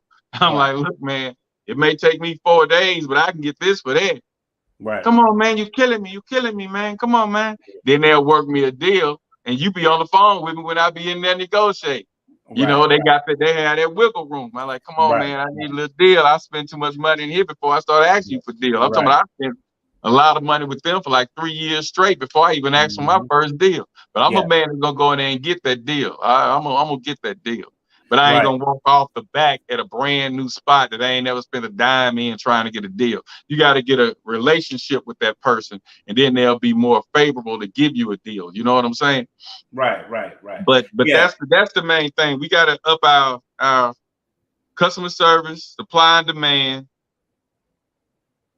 and you know, every blue moon you got to run some sales. That's Right. part of your promotion. If you're not spending that promotional dollar on radio, well, radio ain't really that important. If you're not spending, but it works for those towns like the Bastrop, Monroe, them smaller towns. Radio works a lot. But if you're not doing television, radio, got some good word of mouth on the street, because word of mouth is the best advertisement in the Black community. I don't care what nobody say. They go off what they heard. I could be getting ready to go get a burger from I'm gonna say Pippin Eater Bites in Bastrop, which is white owned. And somebody say, boy, Ernie's got the best burgers in town. Like, she, where Ernie's at? And then when me and my family around and they say, man, we trying to let's go get a burger or something. Is Pippin's open, man? Let's go try Ernest. Everybody say they good. So that's the Black community. We go out word of mouth, and all you need is that one person to tell a group of people that something's good and try your product. We gonna eventually try it. Yeah. And what I want to say, because we just got a few minutes, we wrapping up. We want to thank everybody that came on. We want to thank Luke. We want to thank Jay Black. We want to thank the viewers and those that's listening. You know, we appreciate you. You know, that supply and demand. Don't be afraid to do business overseas. Don't be afraid to make relationships and tie relationships with people overseas. If you want a good product, you line up, build alliances with people, and you can get things overseas. If we doing it with Alibaba, that comes from somewhere. And if we can build relationships and do the supply and demand, not price gouge our people. Dr. Elijah Muhammad had a good, simple formula. At the time, you know, he was what he did, he made a deal with Japan, the shoemakers in Japan. And he will buy a pair of shoes for $0.25. He'll buy those pair of shoes for $0.25 and turn around and sell them for $2 or $3. Because he knew at the time our people didn't really have no money, but he got some good quality shoes, buy them by bulk, make a relationship with the people, and bring them back to the States. With the H&G fish, the whiting, they'll go to Peru. We were the biggest suppliers of fish out of Peru. The people will buy from you. The people will sell things to you if you make those relationships with those people. We have to, as Luke said, you got to start taxing folks. Taxing folks can be in the form of non-support. Go get your own products. Go and go get your own thing. Nowadays, people getting rich off YouTube. People are getting rich off YouTube. It's so many ways to promote. It's so many ways to promote that you have the freedom to do anything that you want in 2022.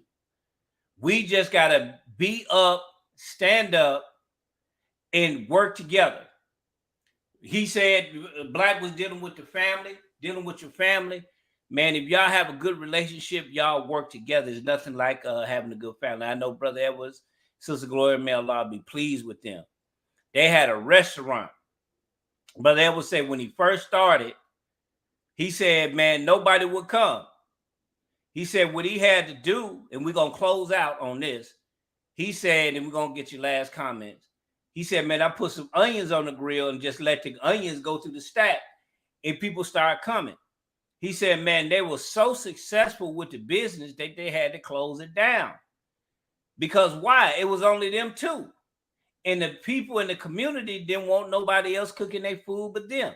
So they couldn't hire help. They couldn't hire their daughter. They couldn't hire nobody because they wanted the way they cooked the food.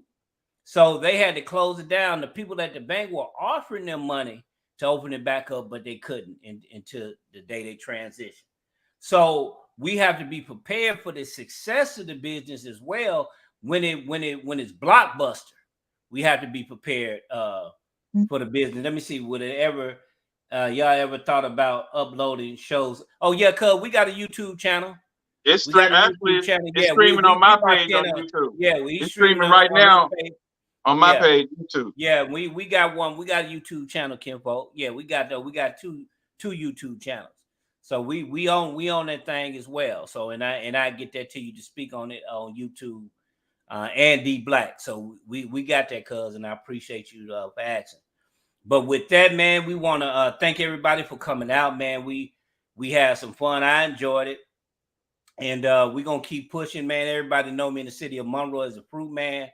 Man, I could tell you some stories about my struggle and what fruit selling made me as an individual, how to force things and how to see things through and to manage things, man, and keep moving even when it get tough. Even me and my partner, we did business doing shows, man, and the success that we had and the attempts that we try to embark in new things. And when you embark in new things and you don't see the people right then, don't give up. Just keep pressing, keep going, because a lot of times, man, it can be hard to at the beginning. It's a struggle at the beginning, but you just have to keep moving and making things happen. So with that, I'm gonna say peace. Black, you got anything else? No, I say my piece. Just all the black businesses. I hope y'all watch this, take some notes from it.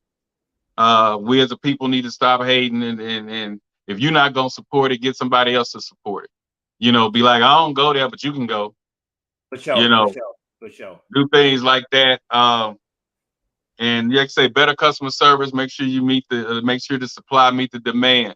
Stop taking that money and you make $50 and you go put that in your tank. When you were doing a business, you got to put that money up. If the business is not paying for itself, and you got to dig in your pocket and take soon as you make $1 to go get something, maybe that's not the business for you. Right. That's right. You know what I'm saying? Right. But yeah, other than that, like I say, step the game up, supply and demand.